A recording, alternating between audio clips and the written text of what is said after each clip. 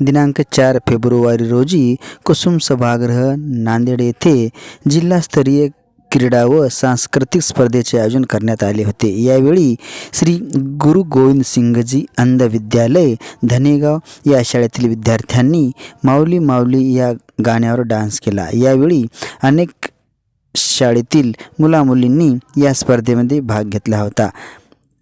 नाव गंगासागर भुवनराव पाटील, मुख्याध्यापिका श्री गुरु गोविंद सिंगजी निवासी अंध विद्यालय धनेगाव। माऊली माऊली ह्या गाण्यावर मुलांनी डान्स केलेला आहे।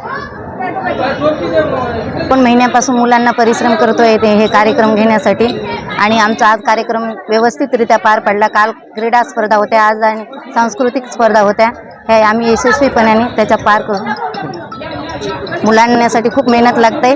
आपण डोळे असूनही काही करू शकत नाही, पण अंध असून सुद्धा त्यांनी आज डोळस मुलाबरोबर काम करतात। मला एवढाच अभिमान आहे या मुलांचा। पुढे भविष्यासाठी त्यांच्या शुभेच्छा देतो।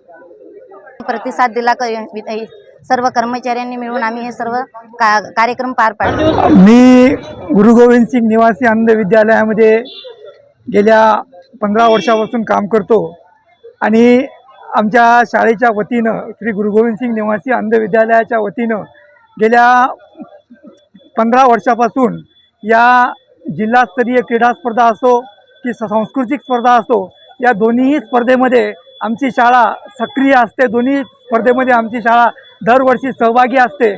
आजपर्यंत आमच्या शाळेने राज्यस्तरावर सुद्धा अशा प्रकारच्या क्रीडा स्पर्धांमध्ये भाग घेतलेला आहे। आमच्या शाळेमध्ये जवळपास 22 कर्मचारी या ठिकाणी या विद्यार्थ्यांच्या सेवेमध्ये आहेत। 8 शिक्षक आहेत, मुख्याध्यापिका मॅडम आहेत। त्यांच्या नेतृत्वाखाली गेल्या 15 ते 20 वर्षापासून आम्ही या विद्यार्थ्यांच्या सेवेमध्ये कार्य करत आहोत। आजपर्यंत आमच्या शाळेतून बरेच विद्यार्थी शिकून आज शासकीय नोकरीमध्ये सुद्धा कार्यरत आहेत।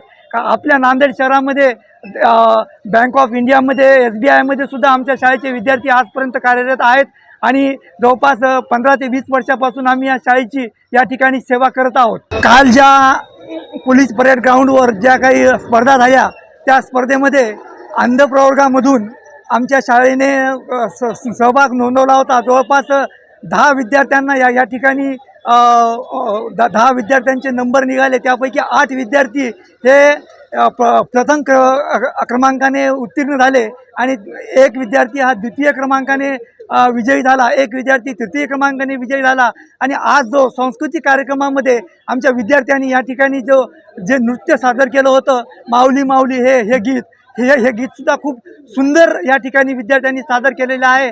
प्रेक्षकाकडून सुद्धा या गीताला खूप असं प्रोत्साहन या ठिकाणी मिळालेलं आहे।